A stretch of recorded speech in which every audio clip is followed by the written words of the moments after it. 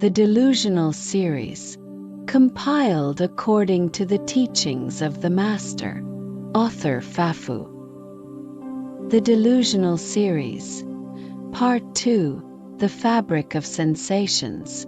Delusions, sensations, impulses, and self-confidence are all afflictions, not wisdom. If one follows them, even in acts of compassion or generosity, they will ultimately lead to ruin. Thus, it is essential to eradicate these afflictions. However, most people are unwilling to do so. The good fortune they accumulate through virtuous actions is often undermined by their own negative thoughts and behaviors, akin to digging up one's own ancestral grave. For example, one may cultivate compassion and accumulate great merit.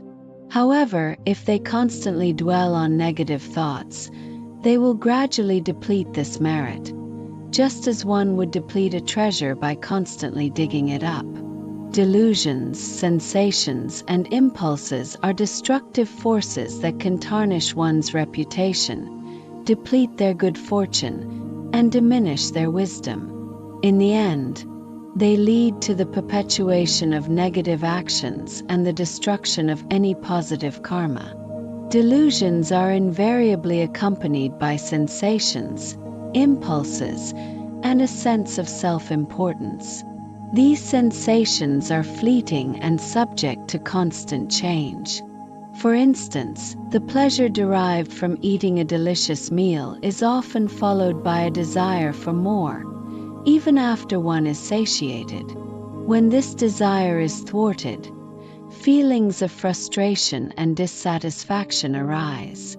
Such experiences demonstrate how fleeting and impermanent our sensations and desires are. They can quickly shift from pleasure to displeasure, leading to negative states of mind and hindering our spiritual progress. When the mind wanders, it tends to dwell on negative thoughts, magnifying them and connecting them in a complex web. This negative pattern of thinking can easily escalate, leading to conflicts and misunderstandings. For example, when someone eats too much, others may feel resentment or jealousy, leading to verbal or even physical confrontations. Such negative interactions further reinforce the negative mental states of both parties, creating a vicious cycle of blame and hostility. While marriage is a common human experience, few couples remain together for a lifetime. Many relationships end in divorce or separation, often due to underlying resentments and frustrations.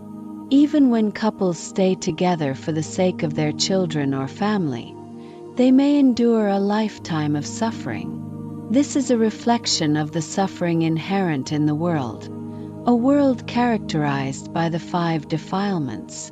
Individuals often act based on their delusions, sensations, impulses, and self-importance.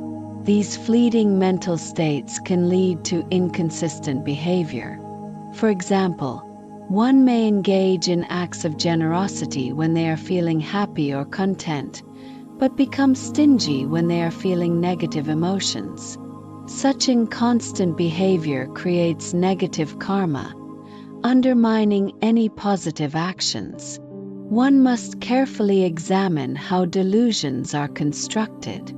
These constructions are often intertwined with various sensations and emotions.